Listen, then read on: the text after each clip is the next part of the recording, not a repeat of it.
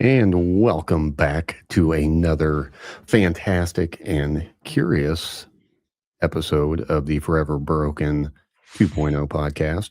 Today, we will be finishing up what we started last week and talking a little bit about Lewis Carroll and the very mysterious world of Alice in Wonderland. So, your host or semi host, as you will, for today will be me, Derek Thompson. With me, as always, is Mr. Johnny Utah himself, Gabriel Brew. What's up? What's up? What up, dog? I'm excited to finish out the rest of the story. I can't wait. We've already had a very in depth look at what, Mr. Carroll is writing and kind of why he wrote it. But we get to really dive in and finish that out today. So it should be very interesting and letting you lead that. And then, obviously, as we've been doing, we'll kind of react to that and how it relates to society today and mental health and just in general, all that, right? Yes, sir. So I'll let you take it away from here, buddy. All right. So last week we kind of touched on Lewis Carroll and who he really was. And we made it through kind of like a pop culture portion, and then we kind of dove into kind of like the themes and the elements of which he chose to write about, and how he was mocking society of the time, which brings us up to today, which would be some key themes across these theories that have come from the book Alice in Wonderland. Um, so the one bullet point was the identity and self-discovery. So Alice's changing sizes and encountering with strange creatures symbolizes a search for herself and the insatiability of youth. Yeah. I mean, I'm tracking here. So, kind of chasing because we ended up with where we were talking about how, age and just like growing up, how we don't always, necessarily mentally uh change everything. Like body's aging, but still trying to stay young, kind of mentally, and keeping that curiosity and that just childlike discovery. Right. Just keeping that curiosity and like those, not so much as like a childlike behavior, but more like um holding on to youth for Yeah, that as much as you can. and that just so having that outlook on life, that optimism and Hmm. everything that comes with that. And then we can bounce into reality versus illusion. So Wonderland's illogical events challenge assumptions about objective reality and highlight subjective perception. Which is fun for me because in the medical profession and and policing and all that, they always tell you don't ever go with the illusion. Uh, Stick to reality, but sometimes, like in my experience anyway, sometimes it's better easier just to go with the illusion for a minute because sometimes it's a 300-pound man that I can't get him onto a cot. So I'm like, yeah. He's like, where are we going? We going to the store? It's like, yeah, buddy, that's exactly where we're going, man. Yeah, So sometimes, you go with the illusions. yeah, Sometimes and you're chasing that rabbit down that hole, and you just gotta go with it. yeah, and a lot of that is, it goes back to like hanging on to those childlike ideations to where you can differentiate between the reality and the illusion, but at the same time you still have the ability to like question your reality. Yeah, being able to differentiate, but understand that, you know, yeah, I know this isn't real, but also I like keeping the possibility open for something other than just the black and white. Right. Like And then I'm we, pretty big on the grays. I like the grays of life. yeah, You let's just stay in them gray areas and kind of just take it as they go. It's more fun that way. And then we can pop into language and logic. So Carroll's wordplay and paradoxes implore the limits of communication and reasoning. And we kind of got into this last episode where like every conversation that Alice has in Wonderland is bizarre and frustrating. and like the communication breakdown from like her reality to her wonderland is polar opposite, you know, like Right. everything that she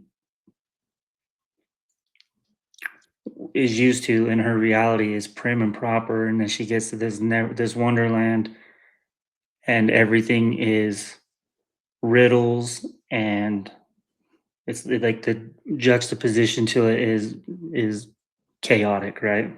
Yeah, a lot much more so.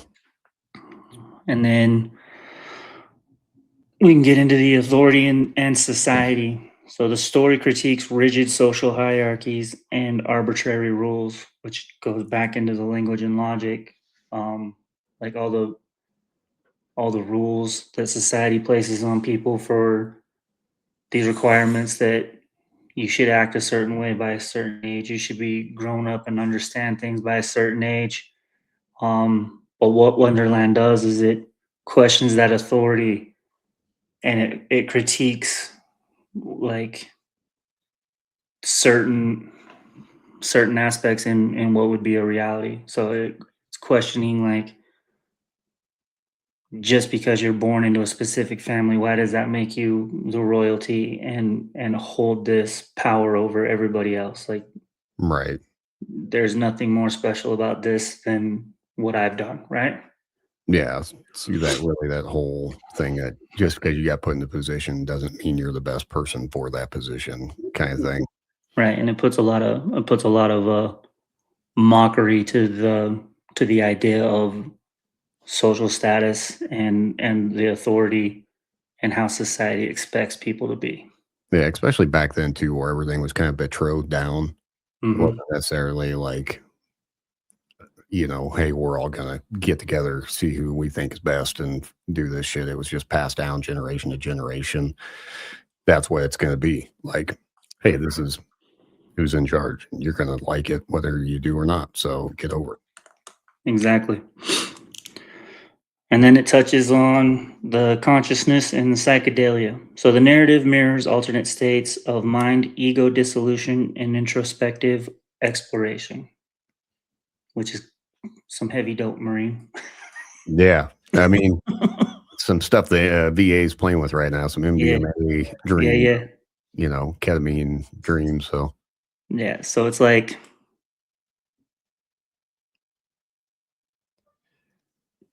it's basically what Wonderland's made of. Is that, you know what I mean? yeah, I mean, when you look at it, I mean, it's just all psycho illusions and people, Hmm. where she created this world to kind of be a safe haven, if you will. Hmm. And in her own way, she was finding a way to deal with her life and come to terms with things and how they are, and that she doesn't have to follow those norms and everything that comes with it. But she did it through, that psycho process. Hmm. So, and we're seeing a lot more of that becoming popular in today's society where, ayahuasca trips or you go and do ketamine infusions or like the VA, like I said, they're using MDMA and they're seeing that it's really able to help rewire the brain and how it functions and how, it gets things back to normal. Yeah, like a hard reset. Yeah, it gives you that hard reset where you're able to be back to normal or at least somewhat of a normal through reset and everything with it. Like a like a semblance of what your normal was. Yeah, it's resetting pathways in the brain, and that's pretty intriguing when you really look at it. So, Right. So as far as these key themes and across these theories, overall, Alice in Wonderland is a multi-layered text that supports diverse interpretations from philosophical and psychological to literary and social critiques, making it a rich subject for ongoing analysis and theoretical exploration. analysis, Analyses. analysis. I like Anyway, it's it's become a literary text that comes into play when when you break it down to be studied by a lot of different avenues such as like medical, mathematical. Yeah, it's very interesting how it covers so many different areas. Yeah, um, it's a unique book to say the least. Yeah, I mean, especially for the time period it was written in, Right? when everything was very prim and proper, and you have to do this, you know. Yeah, rules were followed like to the letter. Yeah, you weren't to, deviate and, you know, and then we see that a lot when you look at the past where it was like some guy just randomly went off, did his own thing, and now, at the time it wasn't appreciated, but as time grew and, society changed a little bit, everyone's like, "Oh my god, look at what they were talking about. Let's break it down," like, because he was ahead of his time. Right. Like very ahead of his time. And we can, yeah, we all relate to it now, still to this day. So we can be very thankful that he didn't sit there and try to follow the norms. And then hopefully, one day people look at us at the same way because you and me were ahead of our time in the military. Hmm. That way you want to go? That's where, yeah, I'll take it there, or that, or either that, or we were just cavemen. Considering the service we were in, we were still ahead of our time. Yeah, also So, very caveman like. We had our tendencies. and we did. So, the part that you've been waiting to get to, which was put here on purpose.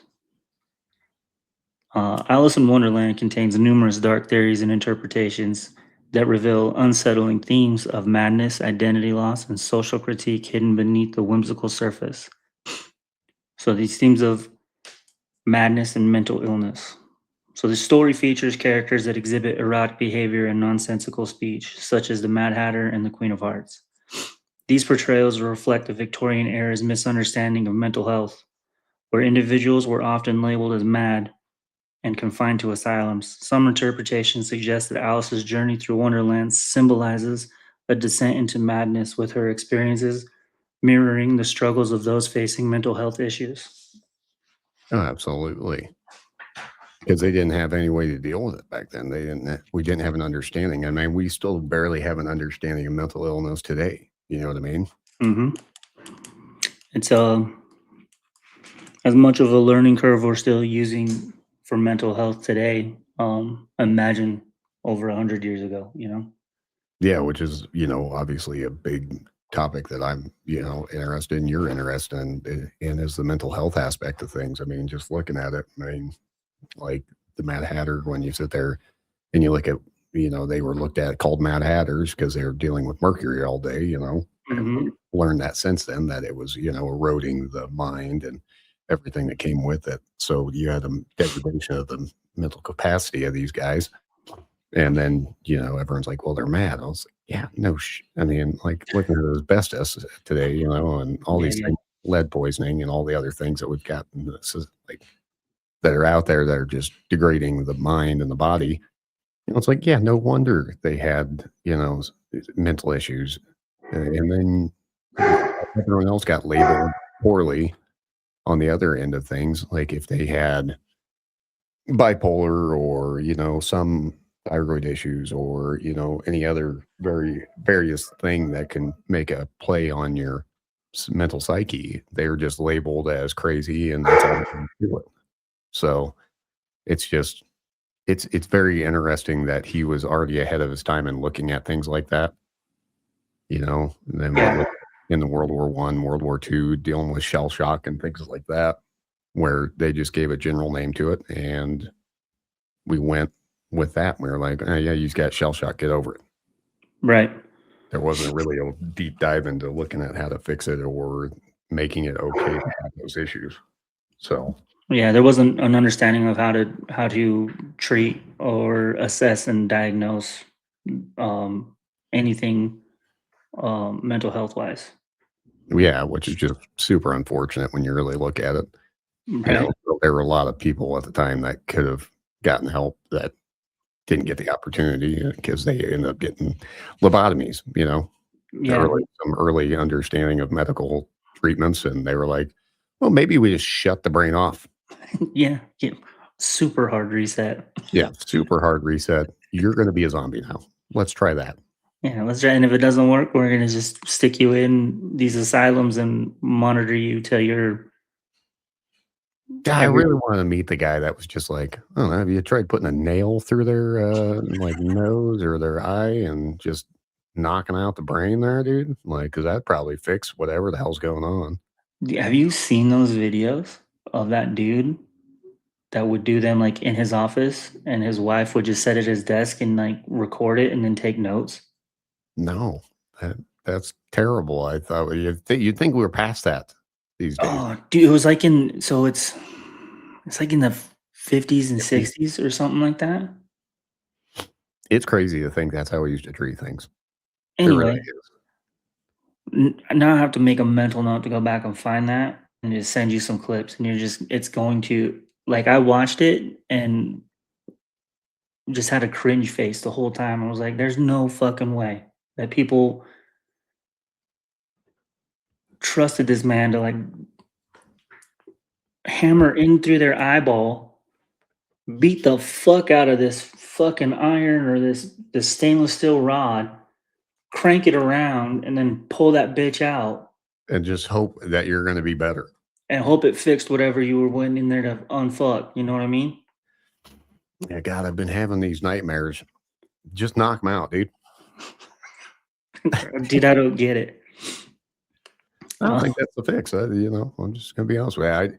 I can't imagine sitting there and thinking, like, I'm terrified of a lot of medicine anyway, mhm. when you look at it. And I can't imagine thinking at a time like then that, like, put that nail in my brain.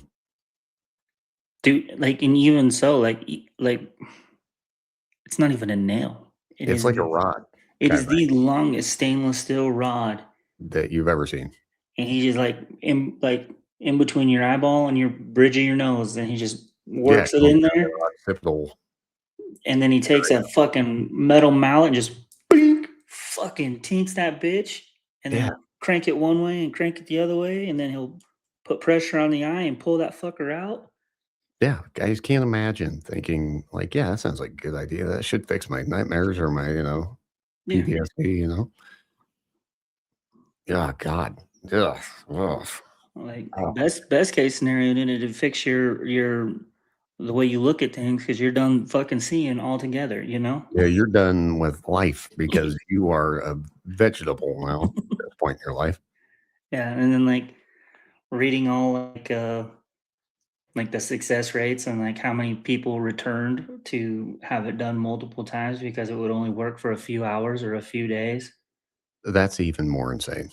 and then, like, his survival and death ratio numbers were just off the walls, and I was like, "Why? Why are we still doing this?" At Now, what at what point is the reward and risk, like, feasible to continue this practice? historical lobotomy success rates were wildly inconsistent, primarily measured at patients' manageability rather than the true cure. Follow-up studies showed up to one-third of patients improved enough to leave the hospital, one-third saw no change, and one-third were significantly worse off, with a fatality rate of 5 to 15%. 5 to 15% is actually not bad for a fatality rate considering what they're doing. Like, I'm gonna be honest with you. I kind of would have expected that. But that's overall. I'm talking about this specific doctor's fucking death rate was probably the majority of that Oh 15%. yeah, probably. I remember seeing something about a guy that did like amputations and stuff, and his success rate was like 20%. And they were like, dude, this guy's the best. And Mm, that's how it was back then, man. And yeah. man, because they were like, yeah, he does such a good job. Like almost 5 out of 100 people make it. And you're like, hell yeah, dude. Medicine's really come a long way. Yeah, some rough numbers, but we'll take it, you know? And a lot of that changed when they started like realizing that, oh, you have to clean things. Yeah, or yeah, you have to clean things and sterilize things and do it in a sterilized environment, Yeah, and that's the funniest thing on the planet to me. Like, it took some guy being like, "I'm gonna dip all this in alcohol," and they didn't The funniest part about that is the doctor that first initially started doing that, his success rates were really good and numbers were great because he did it. But no one knew what he was doing different really at the time. And it was like, well, he's cleaning his shit. Like, Sterilizing his equipment. but Fucking yeah, A. and it took him a while to figure out that that was what was actually saving the lives was him, sterilizing things. So it's crazy. It's just crazy. And the half life on medicine is also very interesting, but that's a topic for a different day. Very, very different day. Here in the near future, my nursing student friend. So this next one is, we've talked about it a bunch and it recurs over and over and over again, but it just hammers home the point that we're making right now. Yeah, so that doctor. So existential dread and identity crisis, which goes back into Alice's changing in size throughout the entire adventure in Wonderland, right? Mhm. And it's kind of a representation of her struggle with the identity and her self perception. The fluctuation can be seen as a metaphor for the dread many individuals face and highlight the instability of a personal identity in a chaotic world. The narrative challenges conventional logic, inventing, inviting readers to question reality and their own sense of self. Right, So it's kind of like encouraging people to be who they are without the constraints of societal conformity. right. So it's like just because society's telling you you have to be this way doesn't mean you do. Exactly. And it seems to be one of the topics that a lot of um, students in like the psychology field have to they use this book as a reference because it's really big on like the identity of who you are as a person and like how you feel that you fit into the world or society, you know?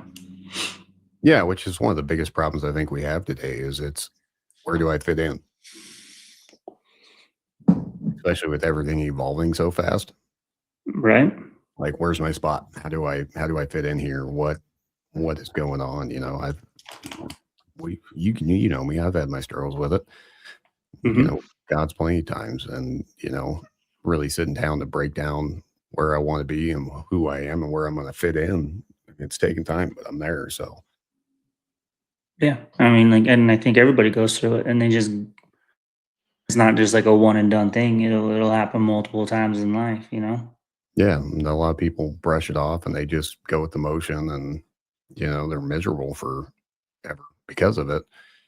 Hmm. And it's like, well, this is kind of was what I was told, growing up was just grow up, get a job, work for 40 years, retire, and, you Wither know, away, wither away in my chair till I die. yeah, and then sit there until I can't move. Hmm. So throughout the book, we see darker transformations of Alice. So over time, adaptations of Alice's character have taken on darker tones, transforming her into a figure associated with horror and psychological complexity. This evolution reflects societal fears and critiques, as seen in the various modern interpretations that explore themes of violence, obsession, and grotesque. So this is kind of touching on like the adaptations that come from the live action films of Alice in Wonderland and Alice Through the Looking Glass. Yeah, It's not a childlike cartoon anymore. It brings Alice into where she's having to fight battles and fight for survival right. and make it through Wonderland in one piece and alive. And it kind of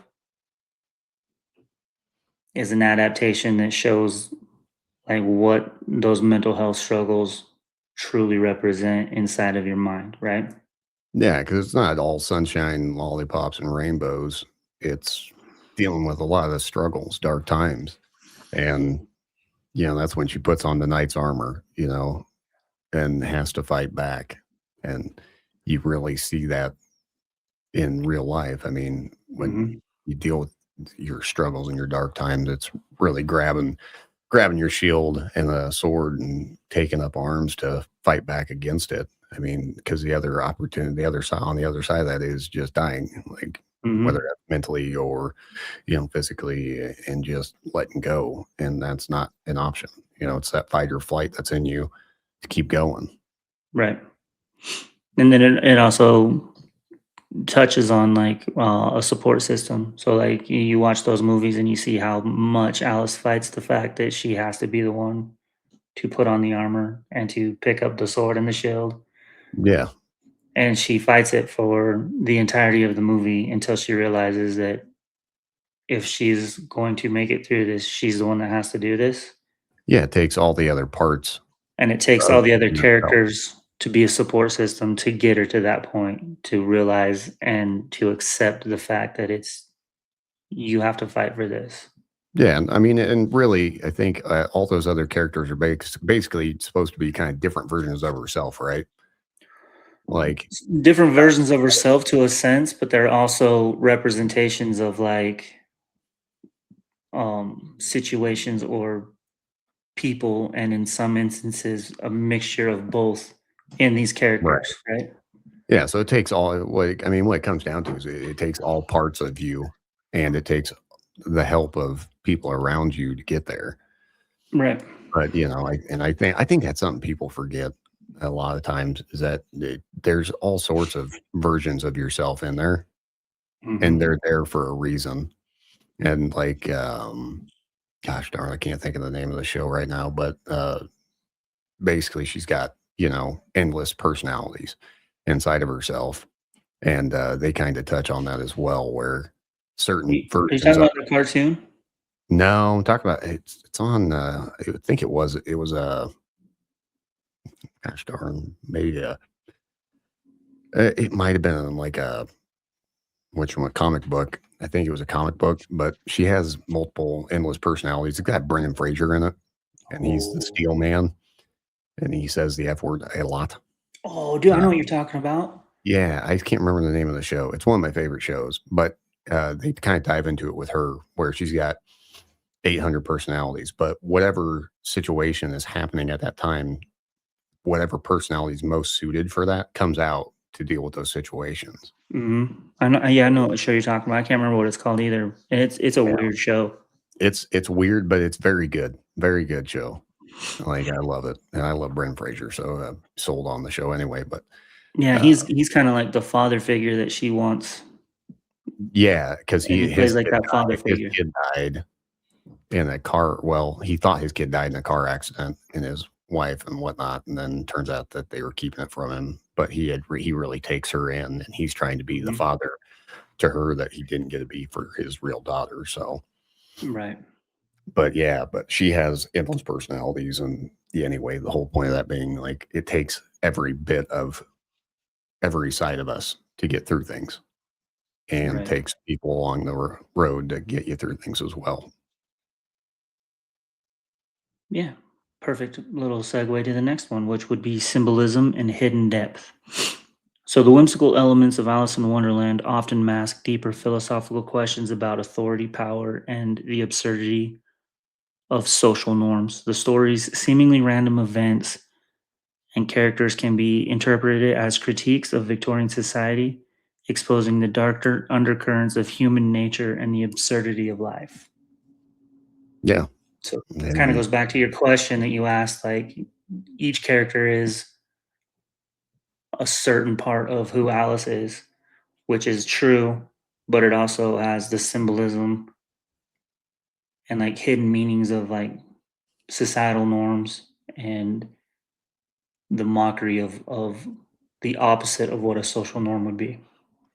yeah, because I mean everything. I mean, basically from the painted reality that she has when you get introduced to her in the situation at hand, you go into Wonderland, everything's basically opposite.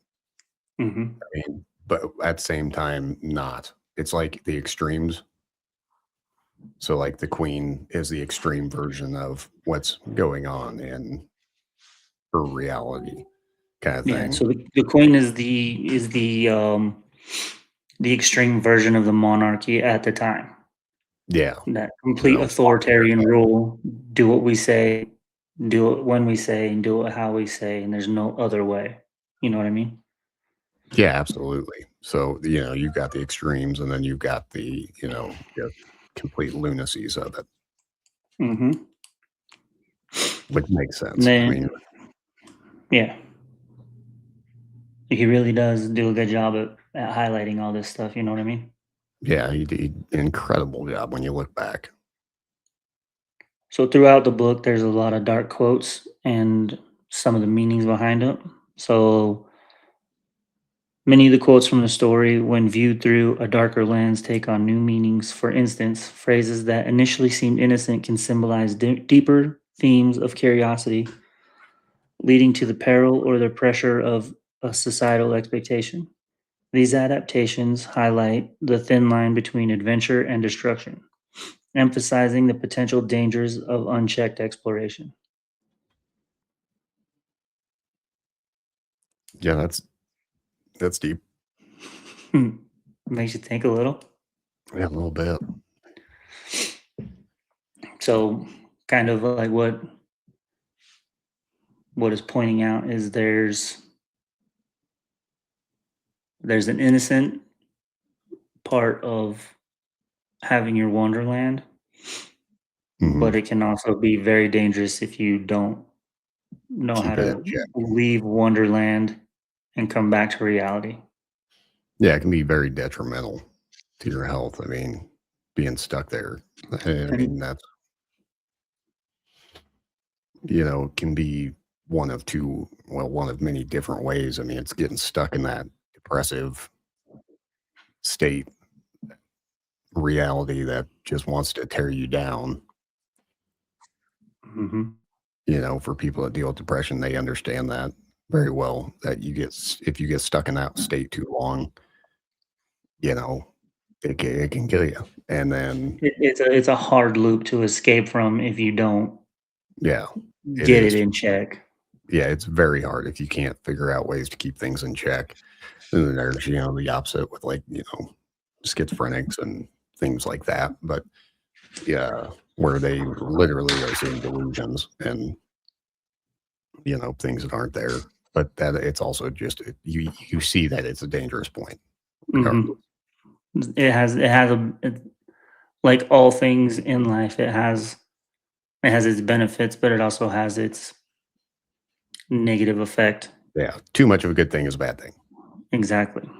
you So know? basically, before we kind of riff about this back and forth, in summary, Alice in Wonderland is not merely a children's tale, but a complex narrative of rich with dark themes and theories that invite deeper exploration of human nature, societal norms, and the intricacies of the mind.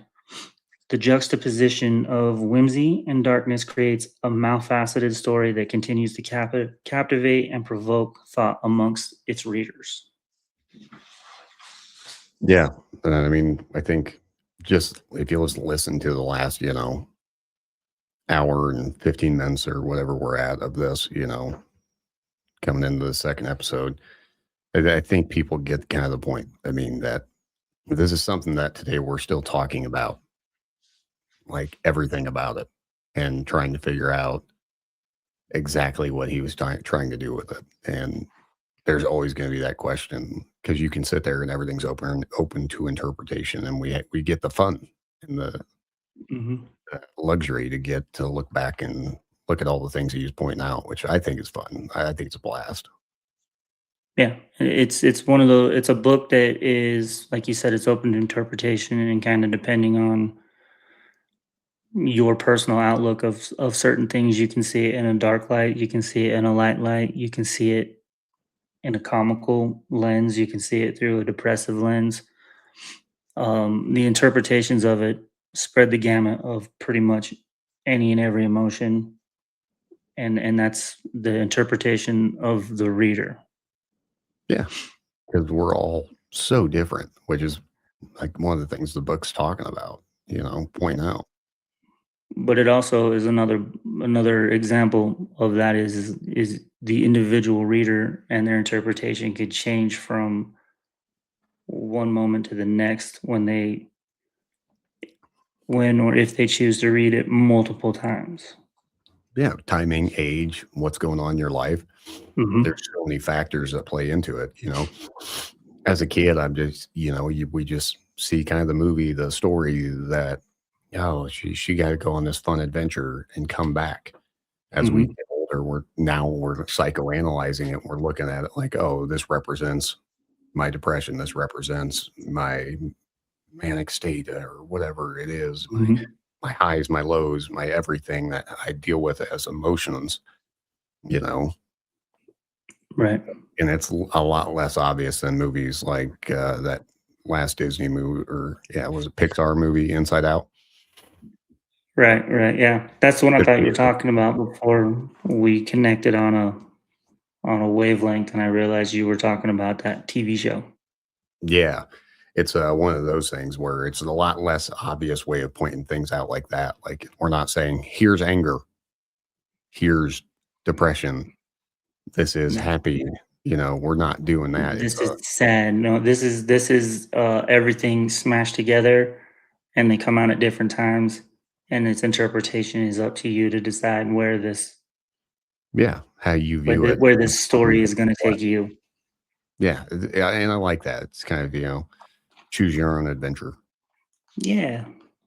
if you will. If you choose this emotion, turn to this page. Yeah, on page 36, the good old Goosebumps days when they had choose your own ending. Yeah. If you'd I like to remember. see the terror really take over, turn to page 56. If you'd like to have a happy ending, go to 34. Yeah. Those are the good days, man. Good days. Yeah. Choose your own Way adventure. back when. The choose your own adventure. What a time to be alive, huh? I know, man. The 90s were great. Just talked to somebody about that today too, about the 90s. And I was like, yeah, it's just things have changed a lot, So much. with technology being what it is. It's just hard for people. It's so easy to get social bias Right. where, you just I throw out anything right now. And I have 1,000 people be like, yeah, absolutely agree with you. And then that just justifies me more to believe into that, buy into it more instead of doing more research into it and find other points of view so that keep yourself in check, keep yourself in the middle by all means, because like Right. you don't want to end up too far on one side or the other. I mean, it's okay to have confidence and belief in something, uh, but also look at the other side of it. But you need to maintain a balance and also be um, open to conversation. Yeah, be open to another reality. Right. Like it's not always black and white. Like I said, like living in that gray, man. Like keeping Hmm. an open third eye into what, So, so to speak. yeah, so to speak, into the world. But like, because like I'm not somebody that's going to believe. I don't believe I'm a Libra, so I'm like destined to follow that. But I'll hear people out. They'll point something out. They're like, "That sounds like something a Libra would do." I was like, "Oh yeah, I definitely do that." I Hmm. don't. It's because the stars were aligned in a certain parameter when I was born. But I mean, whatever. Yeah. This is who you are. Like, I think it's the year of the snake or something last year or this year or whatever, and I'm technically a snake sign or some shit like that. But like, I don't even know what that means. I have no clue. Everyone's like, "Yeah, it's your year, man." I'm like, "It hasn't been so far." Yeah. Check in next year. We'll try again. Yeah, check in with me on, the next year of the snake. Maybe it will be my year.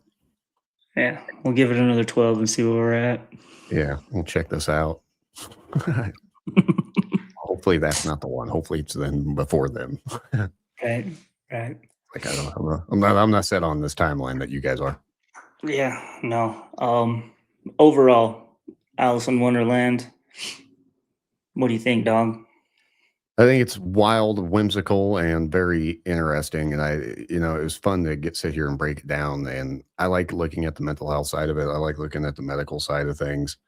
Um, breaking it down like that, I think it's fun. Like for me, it's super interesting break it down. I think we could break it down even more with more time. I mean, if we really wanted to sit there and psychoanalyze it and go through that from just a different perspective. But I think that's something that I think we could probably throw something together in the future on Well, stuff like yeah, that. I know we could. Like just kind of looking at where life's going for both of us. I think we could do a very intriguing podcast on medical things. You ain't lying. It's about to get serious here in a couple weeks, buddy. That'd be real serious. I think we could have a lot of fun with it. Oh yeah. 'Cause I like teaching, so I think we could throw a very educational podcast together here in the future on stuff like that. But as far as mental health and just what we like doing here, no, it's very intriguing seeing how all these characters come out and show themselves and just checking reality Hmm. for life, what we go through on a day-to-day basis. You don't have to live in the social norm, and you don't have to do these things that everyone else is telling you have to do. Just be you, live life, have fun. Remember to find the balance. Yeah. Don't get stuck in that depressive state or that down state. You know, like use the system you have around you, use the friends you have around you, but find your way through it. You know, I like that. go down your rabbit hole and make sure you come out. Exactly. In Wonderland, is there a character that you would associate with? Mad Hatter for sure. Is there a reason?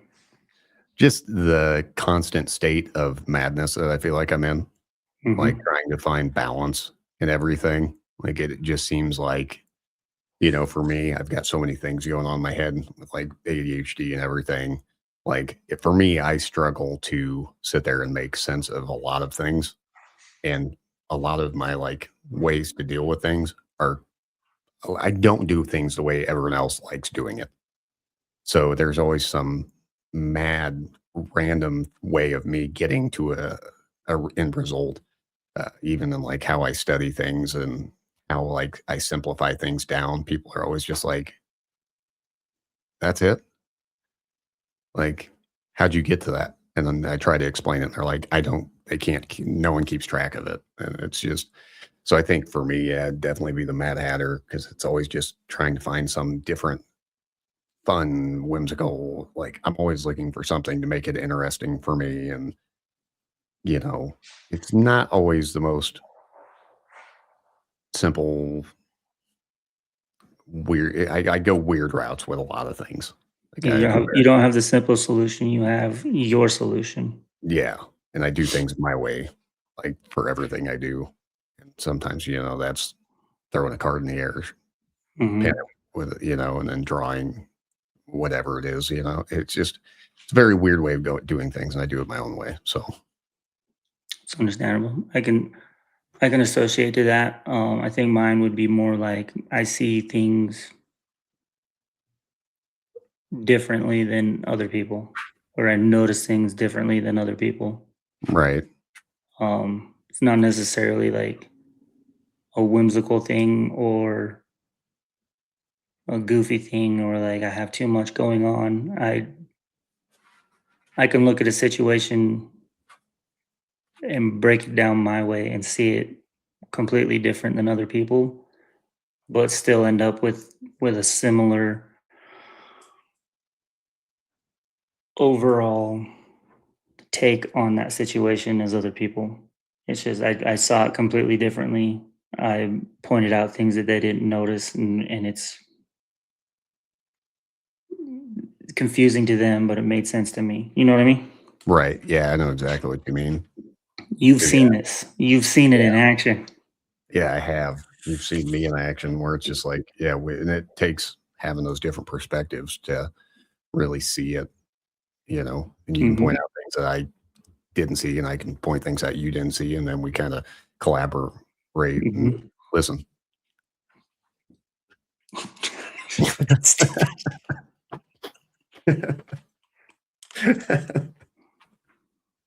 Ice is back with his brand new invention.